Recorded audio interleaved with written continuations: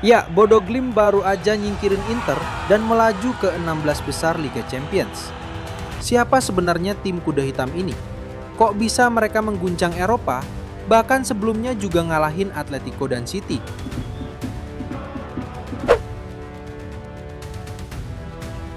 Buat kamu yang belum kenal, Bodo Glimt berasal dari kota Bodo di Norwegia, wilayah utara dekat lingkar Arktik, dengan populasi sekitar 50.000 jiwa. Klub ini bermain di Stadion Aspmyra yang cuma berkapasitas sekitar 8.200 penonton, jauh dari stadion raksasa seperti San Siro. Jadi kalau semua penduduk kota Bodo nonton Bodo Glimt di San Siro, pasti kebagian tempat duduk semua. Para penggemar Bodo Glimt terkenal karena bawa sikat gigi kuning berukuran besar ke pertandingan. Sebuah tradisi unik sejak 70-an. Tradisi ini bermula saat laga tandang, pimpinan supporter atau kapo mereka ingin nimpin chance. Tapi baru sadar kalau dia lupa bawa tongkat dirijennya. Tanpa kehabisan akal, ia merogoh saku, mengeluarkan sikat giginya sendiri, lalu menggunakannya untuk mimpin chance di tribun. Aneh tapi nyata, tim justru menang pada laga itu. Sejak saat itu, sikat gigi dianggap membawa keberuntungan. Dan lahirlah salah satu tradisi paling nyeleneh dalam sejarah supporter sepak bola. Kisah kelam sempat menyelimuti Bodo Glimt. Klub ini sempat degradasi dari Liga Norwegia pada tahun 2016.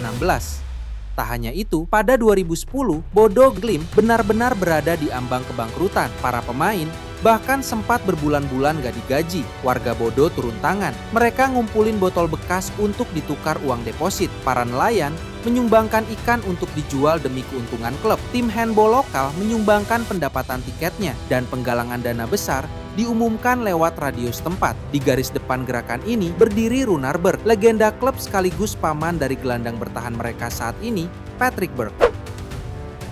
Fakta unik lain, klub ini punya pelatih mental bernama Bjorn Mansverk, bukan sembarang orang. Dia ini mantan pilot jet tempur yang bantu ngelatih mental pemain. Salah satu konsepnya adalah The Ring. Setelah kebobolan, pemain kumpul membentuk lingkaran untuk membahas kesalahan. Dalam keselamatan penerbangan, penting untuk segera jujur atas kesalahan, bukan untuk menyalahkan, tapi untuk belajar, katanya.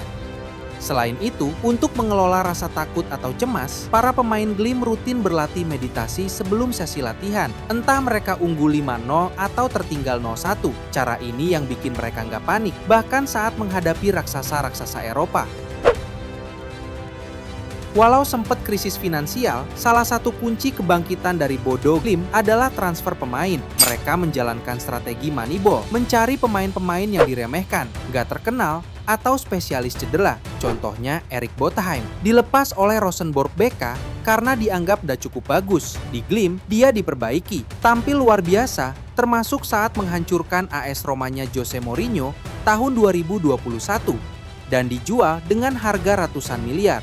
Contoh lainnya adalah Victor Boniface. Sempat kena cedera ACL di awal karirnya. Glimt membantunya pulih dan berkembang hingga akhirnya dijual ke klub Belgia dengan keuntungan berlipat-lipat. Intinya, Bodo Glimt bukan sekedar kejutan sesaat. Dari klub kecil yang hampir bangkrut, mereka bangkit dengan mental kuat dan strategi cerdas hingga mampu menyingkirkan Inter Milan.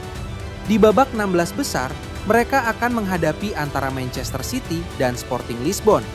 Apakah mereka bisa bikin kejutan lagi?